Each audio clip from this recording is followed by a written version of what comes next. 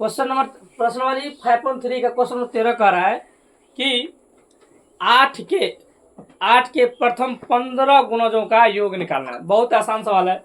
देखिए सवाल में क्या कर रहा है। लिखेंगे 8 के कितने के 8 के प्रथम 15 गुणजों का योग, यही सवाल कर रहा है।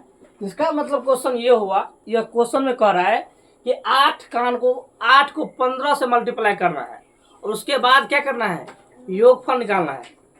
क्वेश्चन देखिए, 8 के प्रथम 8 का 8 और दूना 16, मतलब 8 के मल्टीप्लाई में कितनी बार करना है, 15 बार करना है और उसके बाद इसका योग निकालना है। योग बोले तो ऐसा निकालना, ठीक है। तो देख लीजिए AP बराबर क्या होगा, बोले तो 8 होगा, 16 होगा, कितना होगा, ऐसे ऐसे कितना बार करना है हमको, 15 बार करना है। 15 × 120, ठीक है। A बराबर कितना होगा जी, 8, D कितना होगा 8 और AN कितना होगा 120। या तो आप AN के जरिए n का मान निकाल लीजिए और नहीं तो यहाँ पे दिया है। तो चलिए सबसे आसान तरीका, आप AN के जरिए निकाल लीजिए, आपका प्रैक्टिस भी हो जाएगा। तो लिखेंगे AN बराबर फॉर्मूला क्या होता है, बोलेंगे कोई A plus n-1 into D। AN का वैल्यू कितना है 120, A का वैल्यू है 8, N नहीं दिया है, n-1 D का वैल्यू कितना है जी 8। 120 बराबर हो गया 8 प्लस 8 है माइनस में 8, ये 8 कट गया, यहाँ बच गया 120 बराबर कितना बच गया जी 8 है।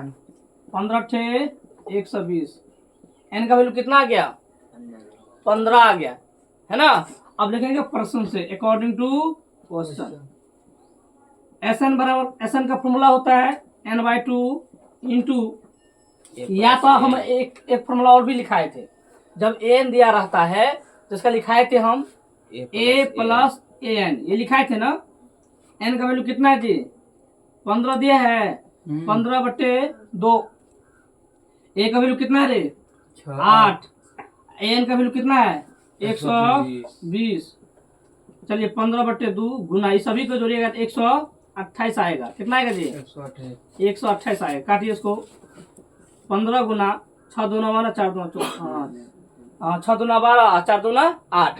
आप 64 को 15 से गुना कीजिए, जो आएगा वही इसका योगफल आएगा। समझ में आ गया, गुना कीजिए, 4 × 5 = 20, 6 × 5 = 30, 2 × 32 हो गया, 4 × 1 = 4 और 6 × 1 = 6, 6 3 9, 900 कितना आएगा जी 960 आएगा। यही आपका आंसर आएगा। समझ में आ गया तो लाइक कीजिए, कमेंट कीजिए और शेयर तो जरूर कीजिए।